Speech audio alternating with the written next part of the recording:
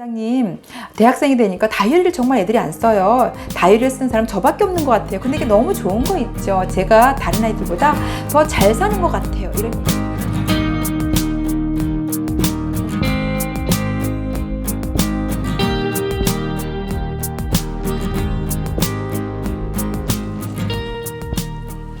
안녕하세요, 이재숙입니다. 오늘은 우리 아이가 책상에 앉았을 때 바로 공부 시작할 수 있는 방법에 대해서 이야기를 해보려고 합니다. 아이들 보고 자 들어가서 공부해라 이렇게 얘기를 하면 애들이 네 하고 들어가죠. 예, 들어가서는 어때요? 바로 공부가 되나요? 아니죠. 예, 그냥 앉아가지고 뭘 하는지 미적미적 이러고 있어요. 제 어렸을 때도 가만히 생각을 해보면 공부를 해야지 하고 책상에 앉아 있는데 일단은 뭐 이렇게 탁 떠오르는 게 없으니까 이렇게 책상부터 이렇게 마음 정리하는 셈 치고 이제 치우기 시작해요. 그러다 보면 서랍도 열고 그럼 서랍에 있는 걸 이렇게 정리를 하죠. 서랍이 한두 개가 아니잖아요. 그럼 여러 개 꺼내서 다 정리를 하고 그 안에 뭐 수첩이 있다 그러면 수첩도 읽어보고 그 다음에 편지가 있다면 편지도 읽어보고 막 이러다 보면 1시간, 2시간이 훅 지나가 버려요. 그러면 어때요? 네, 이제 지쳐가지고 공부를 못해요. 네, 이런 경우가 좀 있었습니다. 그래서 우리 아이들이 책상에 딱 앉았을 때 공부를 해야겠다고 바로 마음 먹고 공부할 수 있는 방법 이거에 대해서 얘기를 하는데 제가 이렇게 알아보면 두 가지 이유가 있죠. 첫 번째는 내가 무엇을 공부할지 모르겠다. 두 번째는 마음, 정신이 집중되지 않는다. 그럼 첫 번째, 내가 공부할 것이 무엇인지 모른다를 해결하려면 어떻게 할 것인가. 공부에는 크게 세 가지가 있는 것 같아요. 첫 번째는 숙제. 세 번째는 매일 반복하는 짧은 숙제들, 그러니까 어떻게 보면 연산이라던가 이런 것들이죠. 그 다음에 세 번째는 그야말로 진짜 내가 선택한 공부. 여기는 주로 예습과 복습이 들어가죠. 그래서 첫 번째, 숙제는 그냥 숙제일 뿐 공부가 아니라는 걸 아이들에게 일러줬으면 좋겠어요. 얼른 공부해야지. 숙제 다 했는데요? 숙제 말고 공부 없어? 없는데요? 애들이 이렇게 얘기를 해요. 숙제를 다 했으면 공부가 없다라고 생각을 하지요. 그게 학원이나 학교에서 내어주는 숙제를 아이들이 이제 시간을 많이 들여서 공부를 해요. 그죠? 그러고 나면 지쳐서 못할 수도 있지만 어쨌든 이 숙제는 그냥 숙제인 과제일 뿐 스스로 내가 공부하는 거와는 이 차이가 있다는 걸 아이들에게 어려서부터 알려줬으면 좋겠어요. 그래서 학원에서는 학교에서도 수업 듣고 학원에서도 수업 듣고 그러고 나서 그거를 내 거화 시키지 못해서 숙제를 내주는 거잖아요. 개인적으로 저희 학원에서는 숙제가 없어요. 자기주도적으로 수업을 해야 되기 때문에 내가 그거를 하기 전에는 집에를 못 가거든요. 그래서 숙제가 필요가 없어요. 이미 학원에서 자기가 다 소화하고 알고 그런 상태가 되어서 돌아가기 때문에 그렇거든요. 그래서 숙제는 숙제니까 얼른 하고 그 다음에 내 공부를 어떻게 할 것인가에 대해서 이제 앞으로 이제 이거에 대해서 또 이제 집중적으로 말씀을 드릴 건데 내 공부는 어떻게 할 것인지에 대해서 아이가 생각할 수 있는 여력을 줬으면 좋겠어요. 어려서부터 좀 훈련이 좀 필요하겠죠. 그다음에 두 번째는 이제 매일 할 수 반복하는 학습지라던가 뭐 이런 연산들이에요. 이거는 아이와 이렇게 의논을 하셔가지고 길지 않은 시간을 확보를 했으면 좋겠어요. 매일 하는 거기 때문에 짧고 집중력 있게 이렇게 하는 것이 낫지. 이것이 부담이 되면 아이들이 정말 내 공부라고 생각하기 어렵거든요. 그냥 주어진 임무처럼 이렇게 축축축 기술적으로 해나가는 습관이 생기는 것 같아요. 저희 학원에서는 이렇게 해요. 이제 이렇게 책이 한번 이 아이와 이제 시작을 하려고 해요. 그러면 의논을 합니다. 얘야, 이 책을 가지고 이제 한 달 동안 너랑 공부를 하려고 해. 물론 어떤 애는 이 책을 한 달 안에 끝내는 애도 있고, 어떤 애는 한 달이 넘어간 경우도 있지만, 보통은 한 달 정도 이렇게 걸려. 이 책은, 예를 들어서 파닉스다. 그럼 파닉스라는 건데, 모음에 대해서 할 거야. 네가 이 책을 읽고 나면, 지난번에는 소리를 하나하나 배웠잖아. A는 에, B는 B, 이런 소리를 배웠으면, 이번에는 이거를 모아서 글자를 읽는 연습을 할 거야. 그래서 네가 이 책을 끝나면 아주 짧은 영어 글자를 읽을 수 있단다. 그래서 오늘은 네가 한번 연습을 하고 얼마 정도 네가 공부를 할 수 있는지 알아보자. 이렇게 해서 아이에게 어디부터 어디까지 보통 아이들이 하루에 할 수 있는 분량을 줘요. 그래서 아이가 공부를 합니다. 그럼 첫날이기 때문에 좀 열심히 해요. 그럼 열심히 해서 이제 끝나면 가지고 와요. 가지고 오기 전에 제가 체킹하는 기준을 알려주죠. 네가 선생님에게 체킹을 받을 때는 이거는 이거는 팁 뭐 이렇게 하면 안 돼. 내가 체킹을 받아야겠다라고 할 때 너의 기준은 어떻게 해야 되냐면 sound tip 이렇게 박자로 딴딴딴딴딴딴딴 이렇게 했을 때 나를 부르는 거야. 알았지? 이거를 딴딴 이러면 다시. 알았니? 그래서 이렇게 체킹 기준을 아주 명확하게 해줘요. 그리고 나서 이제 아이가 다 했다고 했을 때, 딴 그 박자에 내가 선정한, 내가 제시한 기준에 맞는 그 체킹 포인트대로 이렇게 자기가 아는 거를 이야기하는지를 체킹을 해주죠. 그리고 나면 시간을 얘기해줘요. 네가 이걸 공부하는데 20분이 걸리네. 세상에, 다른 애들은 보통 60분이 걸리거든? 근데 너는 20분밖에 안 걸려.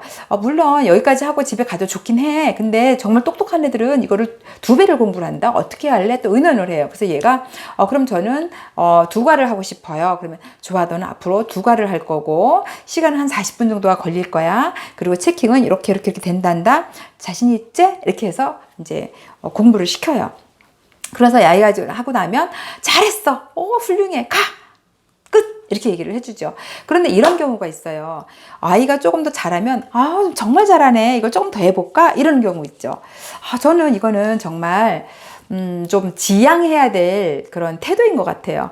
우리가 어렸을 때 아이들 걸음마 시킬 때 혹시 기억나세요? 아이를 이렇게 벽에 세워놓잖아요. 벽에 이렇게 세워놓고 얘기를 하는 거야.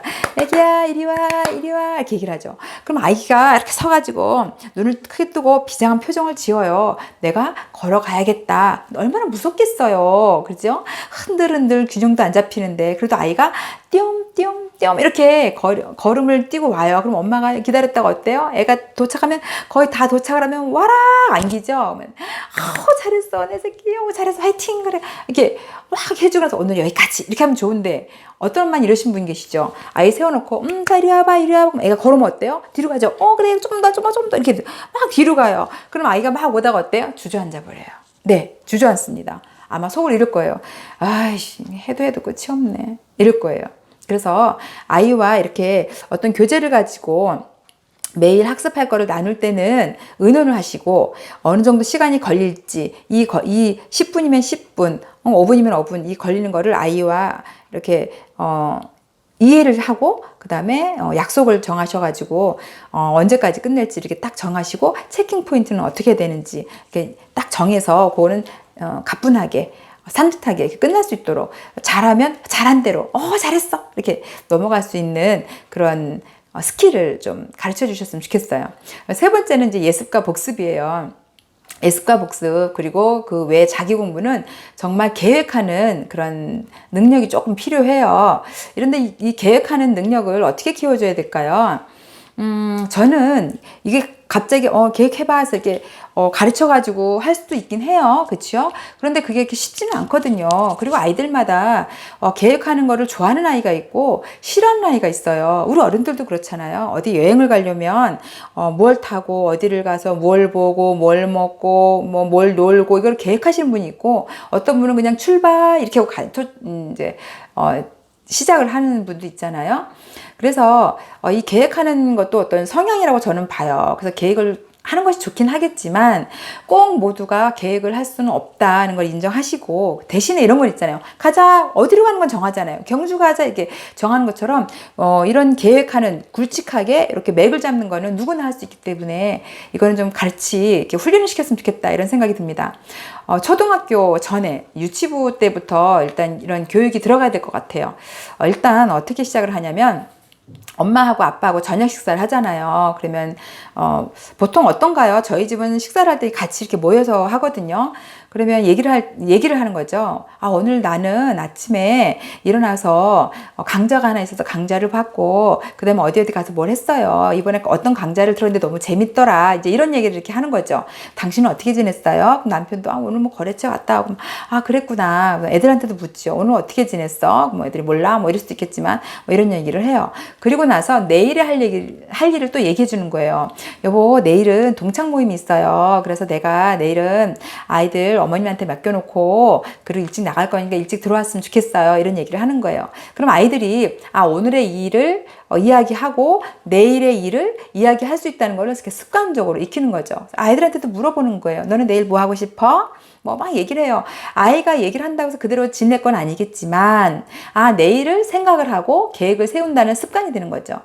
저학년이 되면, 이제 초등학교 이렇게 이제 하다가 저학년이 되면, 일기나 이제 알림장 이런 거 쓰잖아요. 그럴 때 내일 할 일을 오늘 밤에 한 3개 정도 적는 거예요. 저는 3개 이상 쓰지 말라고 해요. 애들이 뭐 갑자기 뭐 경조사가 있을 것도 아니고 뭐 계모임이 있는 것도 아니기 때문에 3개 이상 넘어가는 거는 좀 무리다 싶거든요. 그래서 아이들에게 항상 3개만 적어라 이렇게 얘기를 해요. 그래서 내일은 뭘 하고 뭘 해야겠다 이렇게 적는 습관을 들이고, 이제 고학년이 되면 저는 다이어리를 쓰라고 이제 권하고 싶어요. 시중에 나가면 다이어리가 정말 이쁘죠. 예, 특히 여자애들은 다이어리가 이뻐서 계획하는 것보다도 다이어리 꾸미기 때문에 다이어리를 구입하는 경우도 많아요. 그래서 다이어리를 구입해서 이렇게 적는 방법. 그래서 이것이 조금 더 이제 구체적으로 들어가면 중고등학교 때 가면 이제 학습 다이어리를 이렇게 쓸 수 있도록 지도하면 좋지요. 이런 습관이 잘 들으면 성인이 돼서도 이렇게 다이어리를 잘 쓰는 습관이 생겨요. 저는 학원에서 매일 이렇게 조금씩 쓰게 해요. 오늘 공부할 게 뭔지, 오늘 이렇게 3가지 뭐 한 일이 뭔지, 칭찬은 이 뭔지 이런 걸 좀 적게 해주거든요. 그걸 하고 나서 아이들이 이제 커가지고 대학생이 됐을 때 아이들이 찾아와서 그런 얘기를 해요. 원장님, 대학생이 되니까 다이어리를 정말 애들이 안 써요. 다이어리를 쓰는 사람 저밖에 없는 것 같아요. 근데 이게 너무 좋은 거 있죠. 제가 다른 아이들보다 더 잘 사는 것 같아요. 이런 얘기를 해요. 저도 이제 성인이 돼서 저는 개인적으로 이제 카네기 시스템 다이어리를 썼거든요. 정말 사업을 하고 할 때도 뭐 이렇게 조급해하거나 뭐 이렇게 바쁜 일상이었지만 막 조급하고 서두르고 이러는 거 없이 차곡차곡 하루하루를 즐겁게 지냈던 것 같아요. 그래서 좋은 습관이 될 것 같으니까 다이어리 쓰는 거 한번 어려서부터 이렇게 얘기를 했으면 좋겠어요. 초등학교 때 엄마들이 탁상 달력 있잖아요. 거기 빈칸이 많으니까 엄마는 내일 뭘 할 거야 이렇게 적어주시면 아이들이 그걸 보면서도 배울 수 있을 것 같아요. 그리고 항상 저녁에는 내일 뭐 할 거야 이렇게 3가지 얘기하고, 아침밥 먹으면서 오늘 너는 뭘 할래 이렇게 3가지를 이렇게 얘기할 수 있는 습관을 들이면 아이가 하루를 가늠하고 내가 오늘 어떻게 지낼지를 이렇게 상상하면서 아마 이렇게 크게 이렇게 튀겨나가거나 어긋나지 않게 자기 일상을 잘 관리할 수 있는 아이로 성장할 수 있다고 제가 확신합니다.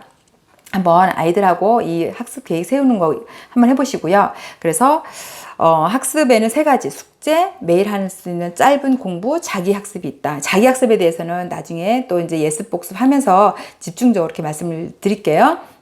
그래서 숙제는 자기 공부와 다르다는 거를 어려서부터 이렇게 나눠주시고, 연산이나 이런 공부는 아이와 의논해서 얼마만큼 하루에 몇 분 정도를 할 것인지 계획을 세워서 아이가 책임 있게 할 수 있도록 돕는다. 그 다음에 자기 공부하기 위한 이런 3번째 공부를 잘하기 위해서는 어려서부터 오늘 무엇을 할지, 내일 무엇을 할지 엄마가, 아빠가 이렇게 대화를 하면서 항상 염두에 두고 아이가 계획할 수 있는 그런 습관을 길러준다. 이렇게 하시면 책상에 앉았을 때 내가 뭘 해야 될지 몰라서 멍하니 시간을 보내는 일은 아마 없을 거라고 생각이 듭니다.